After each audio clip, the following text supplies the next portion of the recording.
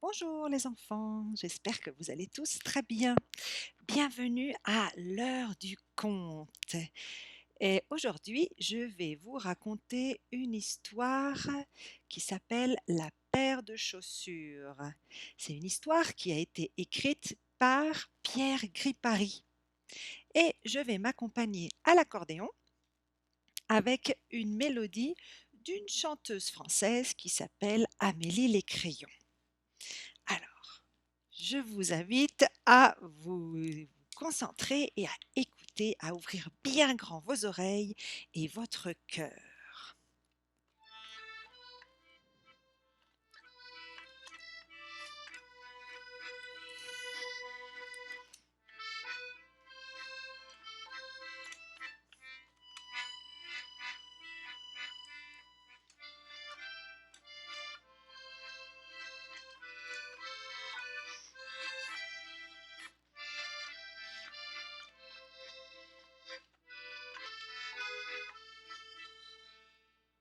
Il était une fois une paire de chaussures qui était amoureuse.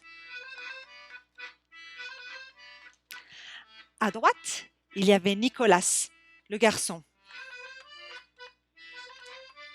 Et à gauche, il y avait Tina, la fille. Et ils vivaient heureux, dans une boîte à chaussures, entourés dans un papier en soie. Ils seraient restés comme ça toute leur vie. Seulement un jour, une dame est entrée dans le magasin. Bonjour, je voudrais une paire de chaussures rouges. Mais j'ai ce qu'il faut, madame, répondit la vendeuse, et elle lui présenta la paire de chaussures amoureuses. La dame les essaya, fit quelques pas et paya pour les acheter. Ce jour-là, Tina et Nicolas n'arrêtèrent pas de marcher. Ils montèrent des escaliers, ils allèrent dans le métro, même dans un supermarché. Ils ne se virent pas de la journée. Alors quand vint le soir, ils étaient dans le noir, dans un placard, et on entendit une petite voix. « Tina, tu es là ?»« Oui, c'est moi, Nicolas. »« Oh, j'ai cru que je t'avais perdu pour toujours. Où étais-tu ?»« Mais j'étais au pied gauche. Et toi ?»« J'étais au pied droit. Je comprends maintenant. À chaque fois que la dame faisait un pas, moi j'étais devant et toi tu étais derrière. Et à chaque fois qu'elle faisait un deuxième pas, toi tu étais devant et moi j'étais derrière. Quelle horreur, Nicolas! Tu crois que la vie va être comme ça maintenant? Tu crois que pour toujours, on ne va plus se voir de la journée? Nicolas réfléchit un petit peu et lui dit: Ah, je crois que j'ai une idée. Demain, à chaque fois que la dame fera un pas, je m'approcherai de toi et je te ferai un bisou. Qu'est-ce que tu en penses? Ah, ça me semble incroyable, Nicolas. Quelle bonne idée! Et c'est ce qu'ils firent. À chaque fois que la dame faisait un pas, Nicolas s'approchait de Tina et lui donnait un bisou. Et qu'est-ce que vous croyez qui se passait? La dame est tombée une fois, deux fois, trois fois, quatre fois pendant la journée. Elle se faisait elle-même des croche-pattes. Elle alla très préoccupée voir le docteur. Docteur, je ne comprends pas ce qui se passe. Je me fais à moi-même des croche-pattes. Ah, mais madame, c'est très grave ce qui vous arrive. Écoutez, si ça continue comme ça, on va être obligé de vous couper le pied droit. Me couper le pied droit? Mais c'est horrible! Oui, mais ne vous inquiétez pas, dit le docteur. Vous pouvez prendre ces médicaments et demain, revenez me voir sans faute. On verra si ça a fonctionné. Ah, n'oubliez pas, ça fait 10 000 euros, hein, les médicaments plus la consultation. La dame trouva ça un petit peu cher. Mais bon, elle paya quand même. Elle rentra à la maison et elle alla se coucher. Dans le placard, on entendit la voix de Tina. Tu as entendu, Nicolas? S'il coupe le pied droit de la dame, ils vont nous séparer pour toujours. C'est pas possible. On ne peut pas laisser faire ça. Je sais, Tina. C'est vrai que c'est horrible. Il faut trouver une solution. Tina réfléchit. Oh, je sais, j'ai une idée. Demain, ce sera moi. Chaque fois que la dame fera un pas devant, vers l'avant, je m'approcherai de toi et je te ferai un bisou. Qu'est-ce que tu en penses? Nicolas pensa que c'était une idée superbe. Et c'est ce qu'ils firent le lendemain matin. Seulement, qu'est-ce que vous pensez qui s'est passé?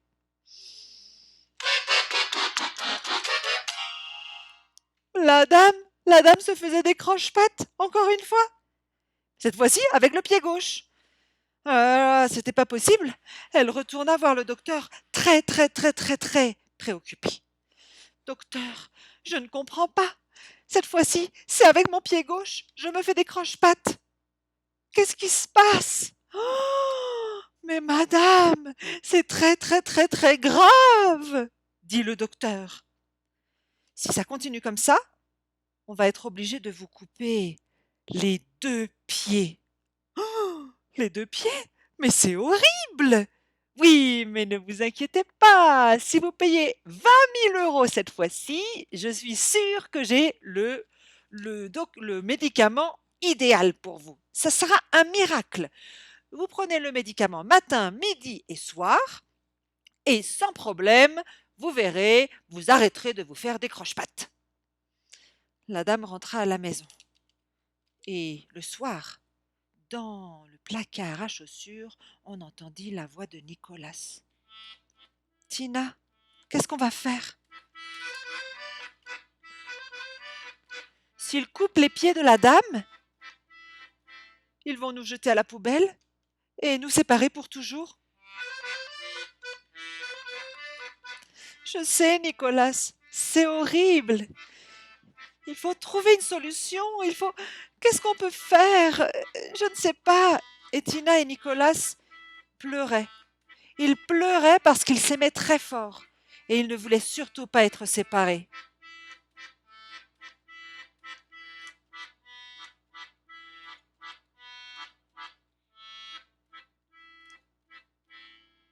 Ce qu'ils ne savaient pas, c'était que la dame, si préoccupée par ce que lui avait dit le docteur, ne pouvait pas dormir. Et elle marchait dans le couloir en pantoufles. Elle passa devant la porte du placard et elle entendit les voix de Tina et Nicolas qui se juraient un amour éternel. Et comme c'était une dame très intelligente, elle avait tout compris. Ah, ce n'est pas moi qui suis malade, c'est mes chaussures qui sont amoureuses. Oh, ce soir-là, la dame jeta tous ses médicaments à la poubelle et retourna se coucher pour dormir comme un bébé. Le lendemain matin, elle vit sa cousine qui lui demanda: Alors, ces nouvelles chaussures? Non, je ne vais plus les mettre. Je vais les laisser tranquilles dans le placard. Je ne veux que personne y touche. Elles resteront dans leur boîte.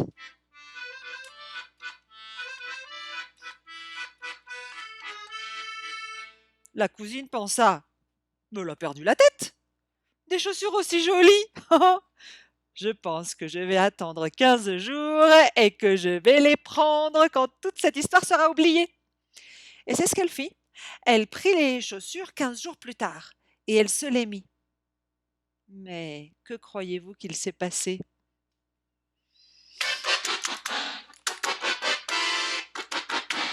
Elle tomba encore et encore et encore. Ses chaussures sont ensorcelées. Je vais... Je vais les donner à ma grand-mère. Je vais les donner à ma grand-mère. Elle ne marche plus, de toute manière. Alors, ce n'est pas très grave. Et effectivement, elle les donna à la grand-mère. Cette période fut très heureuse pour Tina et Nicolas. Parce que la dame, effectivement, ne marchait presque pas. Parfois, elle allait à la cuisine ou faire une petite promenade dans le jardin. Mais c'est tout. La plupart du temps, elle restait assise dans son fauteuil à lire le journal ou à regarder la télévision. Tina et Nicolas pouvaient se faire tous les bisous du monde. C'était merveilleux. Seulement, même si la dame marchait très peu, elle marchait quand même un petit peu. Et elle avait tendance à traîner un petit peu plus le pied gauche que le pied droit.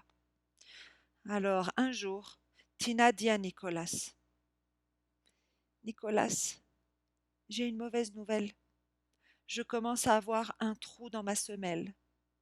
Oh, mais c'est pas possible, Tina! Si tu as un trou dans ta semelle, la dame, elle va, elle va te jeter à la poubelle. Et encore une fois, on risque d'être séparés.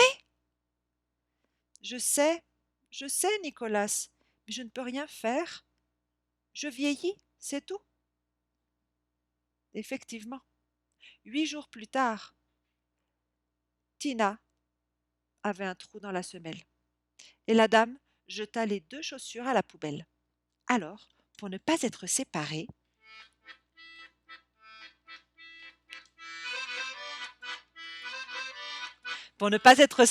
Tina et Nicolas entrelacèrent leurs lacets.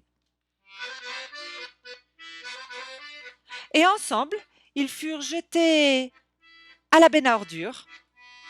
Et ensemble, ils se retrouvèrent un jour au bord d'un chemin,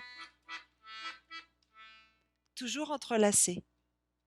Un petit garçon et une petite fille qui passaient par là les virent. Oh, regarde! Ils se tiennent bras dessus, bras dessous, dit la petite fille. S'ils se tiennent bras dessus, bras dessous, c'est qu'ils sont mariés, dit le garçon.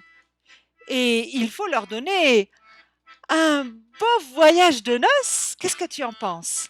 Oh, oui! Le petit garçon et la petite fille trouvèrent une planche de bois. Et sur la planche de bois,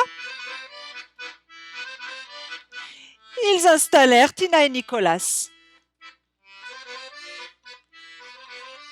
Ensuite, ils se dirigèrent vers la rivière et ils mettèrent la planche de bois sur l'eau. Le courant emporta Tina et Nicolas. Il les emporta tout le long de la rivière. Il les emporta là où la rivière rencontre la mer. Et finalement, Tina et Nicolas, la paire de chaussures amoureuses, firent un merveilleux, un fantastique voyage de noces.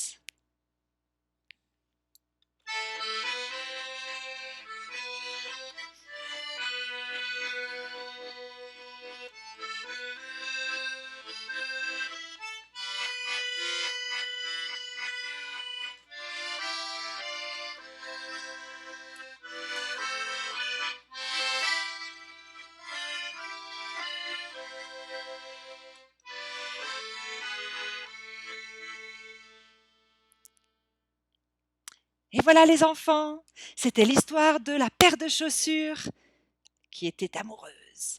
Un livre écrit par Pierre Gripari et accompagné à l'accordéon sur une musique de Amélie Les Crayons.